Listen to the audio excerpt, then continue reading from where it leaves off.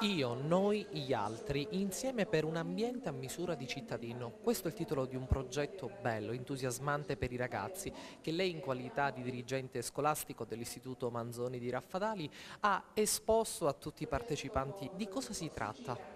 È un progetto che nasce per portare avanti delle attività di educazione alla cittadinanza e alla legalità, ma è un progetto abbastanza complesso e articolato perché ha toccato tanti aspetti.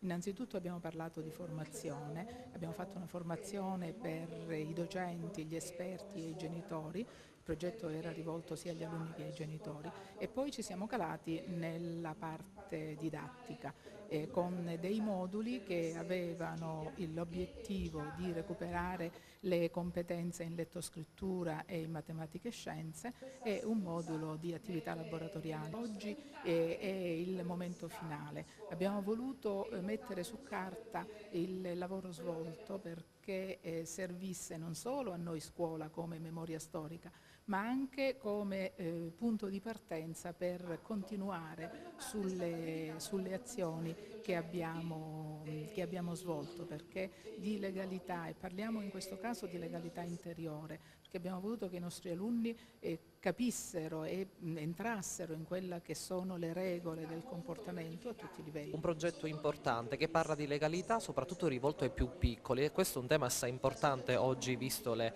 attuali notizie di cronaca che ci sono e quindi è importante coinvolgere anche i più piccoli. Si è passati dallo studio della Costituzione a quello che era il concetto della sostenibilità ambientale, una sostenibilità ambientale che ha visto impegnati non solo i formatori e nazioni propedeutiche, quelle che erano poi le attività di laboratorio, ma anche i genitori, perché insieme, in questa integrazione, in questa territorialità, in questa sinergia potessero uscire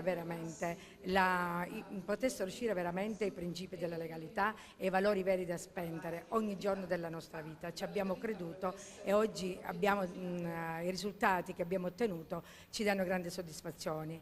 Abbiamo visto dei cambiamenti nei comportamenti degli alunni che arrivavano a casa e invitavano i genitori alla raccolta differenziata, a non buttare la carta per terra, a rispettare le regole dei cartelli stradali, a mettersi la cintura, dico le piccole cose di ogni giorno. Secondo lei qual è la lezione più importante per i ragazzi di oggigiorno, visto che le attuali notizie di cronaca sono sconfortanti ed è giusto partire dai bambini per insegnare loro cos'è la Costituzione e cos'è il diritto? La lezione più importante che può provenire e che deve provenire dagli adulti è l'esempio.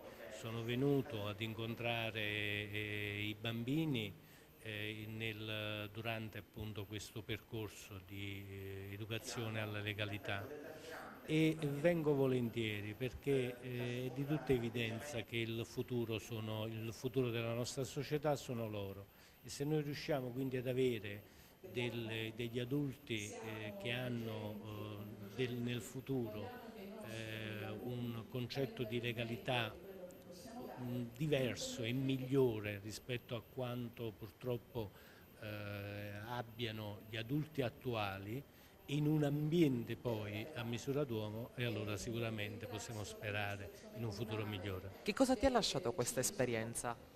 Mi è piaciuta la visita ai carabinieri dove abbiamo rilevato le impronte digitali. Da questa esperienza ho imparato che la Costituzione è la legge fondamentale della Repubblica Italiana e che ci insegna ad essere liberi, però non essere liberi in quello che ci piace fare a noi, ma rispettare gli altri.